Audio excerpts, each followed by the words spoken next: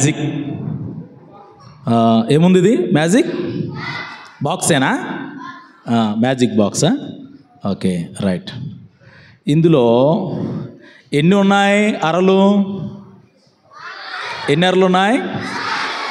1 2 3 4 6 కదా.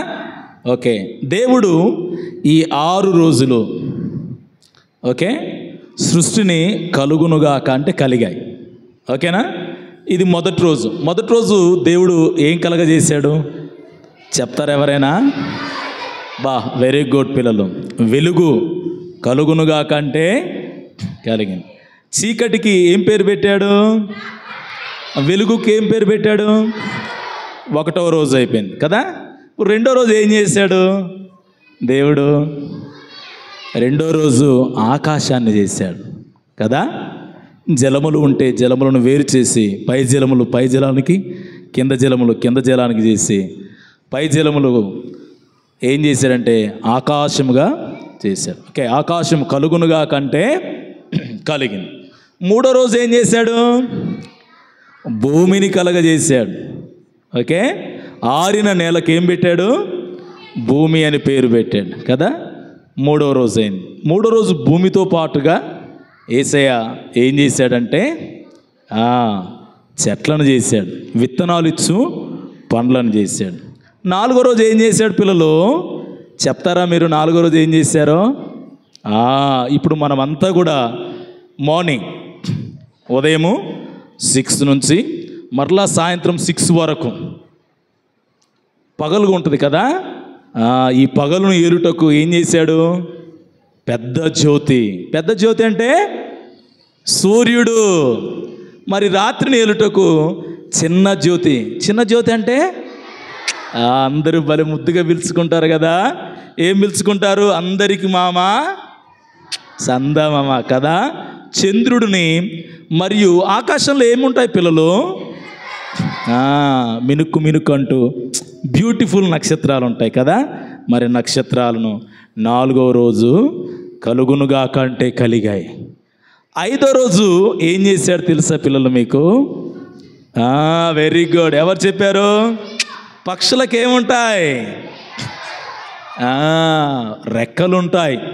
అంత మాత్రమే కాదు కానీ మత్స్యములు, సముద్రములు ఉండే మత్స్యములు, అన్ని రకాల మత్స్యమాలు, సరీసృపాలు, చేపలు, క్రోకడైల్స్, అన్ని మత్స్యములన్నీ కూడా చేశాడు. 6వ రోజున మాత్రం ఏం చేశాడంటే ఆయన నిన్ను నన్ను కలుగునుగా కానలేదు. ఏమన్నాడు? తన స్వహస్తాలతో తమ్ముడు చెల్లి నిన్ను నన్ను ఏం చేశాడు? ఆయన తయారు చేశాడు. తయారు చేసి 6వ రోజు జీవవాయువును వదగా మనుష్యుడయ్యాడు కదా. ఎవరో మనుష్యుడు? వెరీ గుడ్, ఆదాము కదా. రైట్, ఆదాములో నుంచి ఎవరిని తీశాడు? అవ్వను తీశాడు కదా. 6 రోజులు అలా దేవుడు యేసయ్య సృష్టిని అంతటిని కూడా కలుగునుగాక కలుగునుగాక కలుగునుగాక అంటే కలిగాయి కదా. రైట్. కానీ చూసారా, ఇదిగో యేసుక్రీస్తు వారు ఇవన్నీ కూడా కలుగునుగాక కలుగునుగాక అని చేసి తర్వాత ఆయన ఏం చేశాడంటే వీటన్నిటిని కూడా మనకు అధికారం ఇచ్చాడు. మీరు ఫలించి అభివృద్ధి పొంది నిండించి వీటిని ఏలమని చెప్పాడు. వీటిని అన్నిటిని కూడా ఏలమని చెప్పాడు కదా. అబ్రకాదాబ్రా, జీం బరబరా, డూమ్ డరడరా. ఓకే, చప్పట్లు. వావ్ కదా. ఇలానే మనం వావ్ అన్నాం. కానీ యేసుక్రీస్తు వారు దేవుడు ఈ సృష్టిని కలుగునుగాక కలుగునుగాక అని చేస్తున్నప్పుడు దేవదూతలు కూడా వావ్. మొదటి రోజు చేయగానే వావ్ దేవదూతలు, 2వ రోజు వావ్, 3వ రోజు వావ్, 4వ రోజు వావ్, 5వ రోజు బ్యూటిఫుల్ వావ్. అసలు 6వ రోజు మానవుణ్ణి తన స్వహస్తాలతో చేసేసరికి వావ్. అసలు దేవదూతలే హర్షాధ్వనులు, గట్టిగా చప్పట్లు కొట్టండి, హర్షాధ్వనులతో దేవదూతలు దేవుని యొక్క సృష్టిని చాలా ఆనందించాయి. దేవదూతలు ఆనందపడ్డారు. అలానే పిల్లలు దేవుని గొప్పతనాన్ని మనం ఎప్పుడు తెలుసుకొని, ఇదిగో లోకంలో చూస్తున్నప్పుడు సూర్యుడు, చంద్రుడు, నక్షత్రాలు మనల్ని మనము చూసుకుంటున్నప్పుడు, మన రూపాన్ని చూసుకుంటున్నప్పుడు యేసయ్యకి మనం ఏం చెప్పాలి?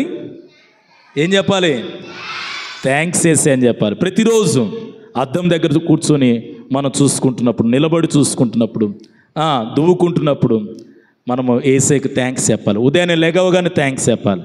ఓకేనా? స్కూల్స్ తెరవబోతున్నారు.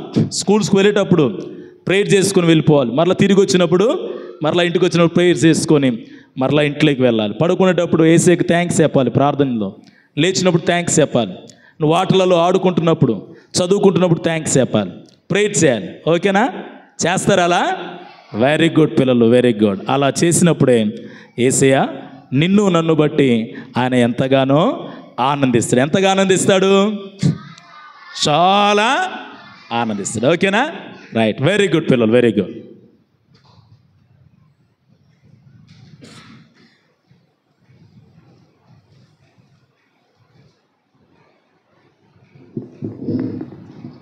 ఓకే.